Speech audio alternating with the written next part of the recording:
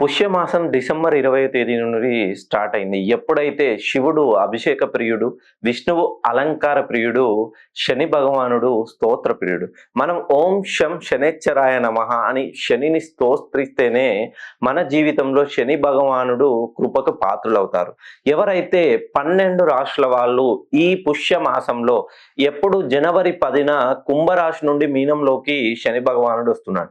శని తన సొంతింట్లో ఉండి శనికి నచ్చిన మాసంలో శని భగవాన్ని స్తోత్రిస్తే మన జీవితంలో ఉన్న అష్ట కష్టాలన్నీ పోయి సమస్యలన్నీ సమసిపోయి మన జీవితంలో మంచి సుఖశాంతులు కుటుంబంలో ఎప్పుడూ చిక్కులు లేకుండా హ్యాపీగా జీవిస్తారు.